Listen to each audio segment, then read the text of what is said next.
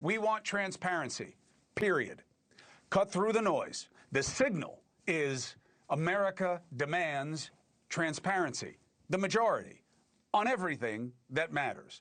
No matter how many different distractions they throw at us, the big issues, ICE, price, Epstein, voting, healthcare, UFOs, stock trades by Congress, transparency is the tonic on all of them. Problem is, we're stuck between two sides.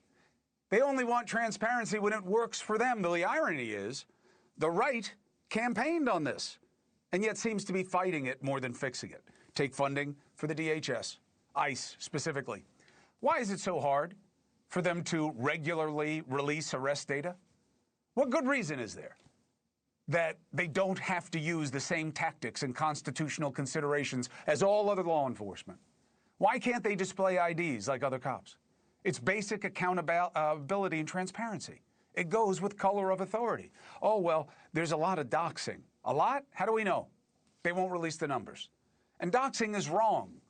But on balance, it's a minimal threat compared to the need to trust and identify. And no small irony, the government won't even tell us how many people have been doxed. Oh, easy for you to say. Oh, hold on. You're not me. I've been doxed. I've been swatted, okay? I've been visited. I've had all kinds of things done to me and mine on and offline, okay? I know, I get the concern, but I do not get how transparency isn't more pressing than those concerns.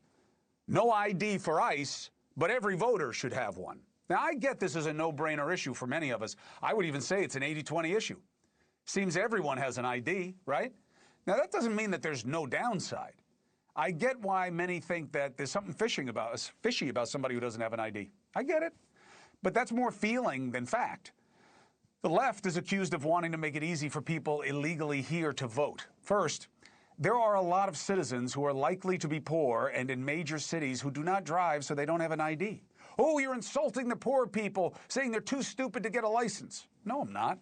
I'm saying there are people who don't have ready access to the documents needed to prove citizenship, to register or re-register to vote, or have the ID needed for going to the polls, which is what the Save America Act requires, as in saving you from illegals.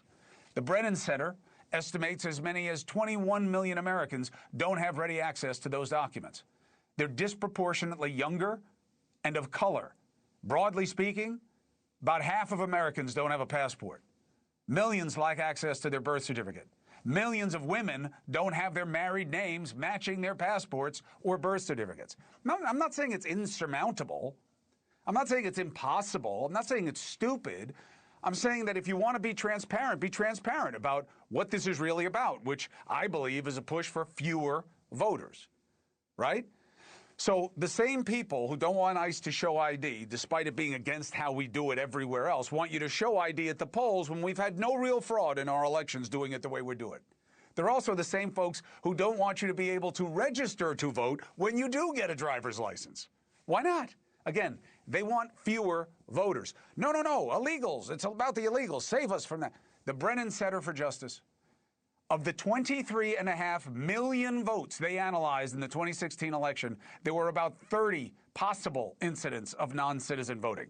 0.0001% of the votes may have been undocumented immigrants. Are you kidding me? If you care about transparency, how can you be okay with the administration's handling of Epstein files? Why protect the people behind these disgusting emails? I don't get it. Look at this one, 2015. An unknown and redacted sender wrote to Epstein hate letters pouring in off the Reuters piece. The key are the 14 to 15-year-old girls. I'm a sexual pervert because I say they are now of a reproductive age. Yeah, you are a pervert for saying that. But who said it? Redacted. Why? Well, the DOJ does not reveal allegations if there have been no charges. Okay, but this isn't an allegation, it's an email from the guy. And so what? There is now a law that demands otherwise. Where's the transparency? Why do influencers need to discover the clues? This email appears to be from former Rutgers professor Robert Shrivers, who received research money from Epstein. My buddy Krasenstein, who's been on the show, researched that one, worked with somebody else online, and found that there was a piece that Trivers was quoted in Reuters, as he referred to in the email, saying exactly what he said. By the time they're 14 or 15, they're like grown women were 60 years ago. So I don't see these acts as so heinous. What a whack job. So we reached out to him. And if he can make a good case, it's not him. If we have it wrong, I'll correct it, and I'll remind everyone of the same for a week, okay? I don't want to stain anybody, and I'm not making a suggestion of illegality, but if you want to understand how Epstein was able to get away with this, why should this be protected? You know what I'm saying? There's a law that overrides it. Here's the law. What can they redact under the law? Move up so I can read it like a normal person. The information that exposes victims' information. Okay? You can redact that, which they failed to do in many instances, by the way. They've outed these victims, right? But not these guys. You can redact information if it compromises a prosecution or an investigation, but they're not doing any. They can redact information if a presidential executive order says it's a national security issue, which hasn't happened. They don't have to release kiddie porn, thank God, and they don't have to release images of death. This email doesn't appear to satisfy any of those requirements. Now, remember, here's the lens. Forget right and left. Keep it to right and wrong. This is why I implore you to be independent. This is why I sell the merch. I'll put up a thing for you to go get it. I want you to wear your independence. Show you're a free agent. Show you're a critical thinker. Show you're different. You need to make yourselves known for our culture to change. And, you know, look, when I give money to Gaza, the kid, you know, Inara, the group that works in Gaza, or give money to the people on the show, this is what I'm doing. I'm crowdsourcing our contributions.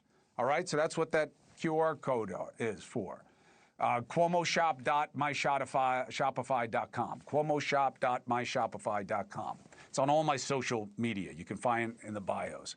But we got to try and push for transparency, and we have to be transparent ourselves about what matters. That's how we get to a better place. Thank you for watching. Subscribe below and download our NewsNation app right now on your phone, and you will get fact-based, unbiased news for all Americans.